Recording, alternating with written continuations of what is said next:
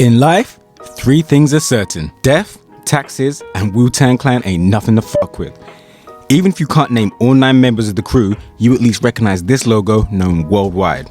Since 1993, the crew has dropped over 7 albums, and that's not even to mention the various solo albums and side projects available as well. The past few years have been a great time to be a fan of the Staten Island legends. There's currently a hit TV show on Hulu, the possibility that their secretive album Once Upon a Time in Shaolin might soon be heard by the public, and even rumors of an RPG currently in the works. All that's missing is a comic book.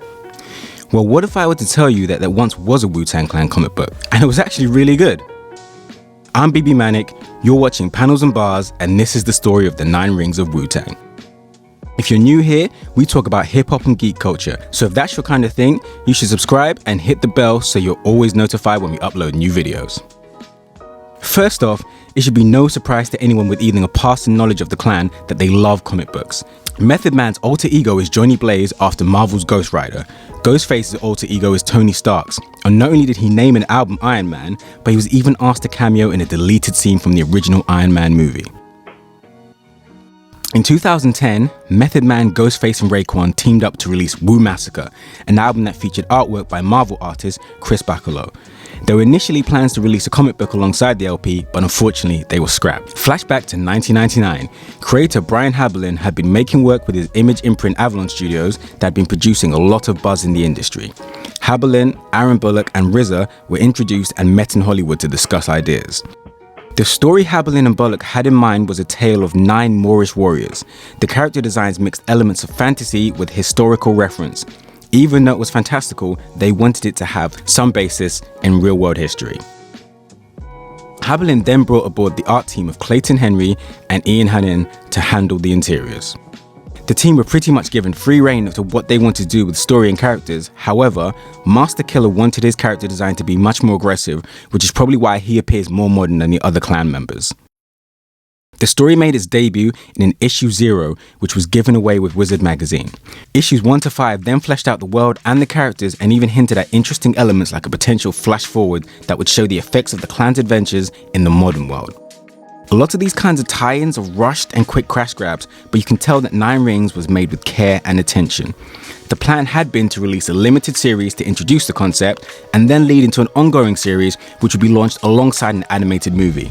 The movie was in pre-production and action figure prototypes were even showcased at Toy Fair, but the project never got past the planning stages. No official reason was ever given, but it's probable that Wu-Tang's hardcore image might have scared off potential investors. Without investment, it's always hard getting new IPs produced in Hollywood. As for the action figures, it's likely Walmart wasn't thrilled at the prospect of selling action figures with names like Old Dirty Bastard and Ghostface Killer. As for why the series didn't make it past its initial phase, it's likely the market was oversaturated at that point. There were multiple sword and sorcery titles being produced by the same publisher responsible for 9 Rings. You could argue that the title was even ahead of its time. A couple of years later, the Lord of the Rings adaptations would dominate the box office and reignite the public's love for fantasy. When asked to reflect on the project, Clayton Henry had this to say. To this day, I still receive compliments about 9 Rings from fans online and at conventions.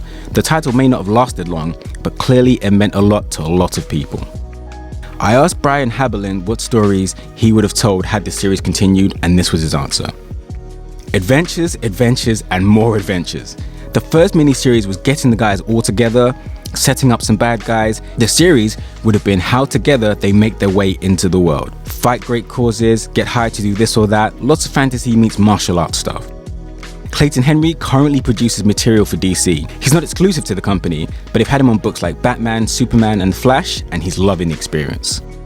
Brian Haberlin is currently working on The Marked from Image Comics, a title that he's both writing and drawing.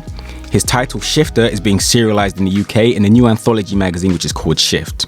Sonata is out in France, and he's also working on about 3 different miniseries that will be released at various points in the future. The 9 Rings of Wu-Tang really was a lot of fun to read, and it's a shame we didn't get more. It doesn't seem like Image has any plans currently to collect this series, so eBay or your local comic book store are probably your best bet. I'd like to thank Brian and Clayton for both taking the time out to answer questions and contribute to this video, and I'd like to thank you for taking the time to watch. Please make sure to hit the like button, subscribe, and we'll see you soon for more hip hop and geeky goodness. Peace.